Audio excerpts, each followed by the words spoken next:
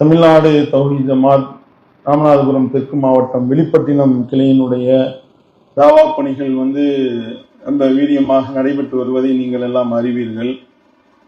அதனுடைய ஒரு பகுதியாக நாம் இப்ப இருக்கிறது ஒரு ஷீட்டு போட்டு இந்த ஷெட்டுக்கு கீழே தான் இப்ப நம்ம மர்கஸ்ல உட்கார்ந்து உம்மாவுடைய தொழுகையை நிறைவேற்றி வருகிறோம். ஐவேளை தொழுகை நடைபெற்று வருகின்றது.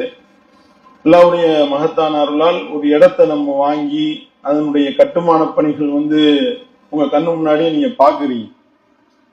இந்த ரமலானுக்குள்ளேயாவது இதை நம்ம முடித்து ரமலான்ல அந்த கட்டடத்துக்குள்ள நம்ம தொழுகையை நடத்த வேண்டும் என்ற ஒரு ஆவல்ல நிர்வாகிகள் முஸ்லிம்களை எடுத்து வருகின்றார்கள். அதுக்கு இன்னும் 25 லட்சம் ரூபாய் இன்னும் நமக்கு தேவைப்படுகின்றது. முடிச்சு அது நல்லபடியா நம்ம அந்த அல்லாஹ்வுடைய அந்த ஆலயத்துக்குள்ள நுழைந்து தொழுகை நடத்துவதாக இருந்தால் நமக்கு 25 லட்சம் ரூபாய் இன்னும் தேவைப்படுகின்றது.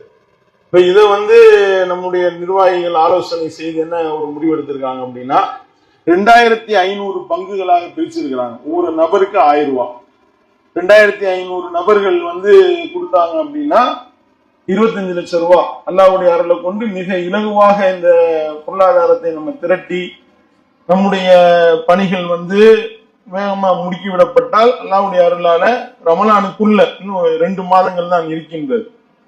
அந்த 2 மாதங்கள்ல நல்லபடியா வேலைகளை செஞ்சு நம்ம உள்ள போயிடலாம்னு சொல்லி ஒரு முடிவு எடுத்திருக்கிறாங்க. 1000 ரூபாய் குறைந்த பொருளாதாரத்தை பெரிய அளவு கொடுத்துருந்தீங்க அல்ஹம்துலில்லாஹ்.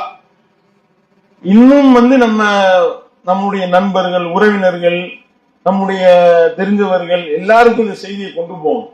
ஒரு பங்கு 1000 ரூபாய், நீ எத்தனை பங்குக்கு பொறுப்பேற்றுக்கிறீங்க? ஒரு ஆளே 5 பேர் 10 பேருக்கு 10 பங்குக்கும் பொறுப்பேற்றுக்கலாம். ஒரு ஆள் 1000 ரூபாய் தான் கொடுக்க வேண்டும் என்று அவசியம் கிடையாது. அப்படி ஒரு ஆளுக்கு நம்ம எவ்வளவு முடியுமோ, அதாவது நம்மளுடைய வீட்டை நம்ம கட்டுறதுக்கு நம்ம எவ்வளவு முஸ்லீம் எடுக்கிறது அல்லாஹ்வுடைய இல்லம். இந்த வகைக்காக யாரு பொருளாதாரத்தை செலவிடுகின்றார்களோ அது சதக்கத்துல் ஜாரியா என்று சொல்லப்படக்கூடிய நிலையான நல்லறத்தில் விடும். எப்பொழுதெல்லாம் இங்கே தொழுகை, இபாதத்து, வணக்க வழிபாடுகள், நல்லறங்கள் நடக்கின்றதோ அது எல்லாத்திலையும் நமக்கு ஒரு பங்கு வரும். நம்ம மரணித்த பிறகும் அது துண்டித்து விடாமல் வந்துகிட்டே இருக்கும் என்று நபிகள் நாயகம் ஸல்லல்லாஹு அலைஹி வஸல்லம் சொல்லி காட்டுகின்றார்கள். இன்னும் அல்லாஹ்வுடைய பள்ளிக்காக ஒரு புறா கூடு அளவிற்கு உண்டான பொருளாதாரத்தை ஒருவர் செலவிடுவாரையானால் நபிகள் நாயகம் ஸல்லல்லாஹு அலைஹி வஸல்லம் சொல்றாங்க, புறா கூடுன்றது எவ்வளவு இருக்கும்?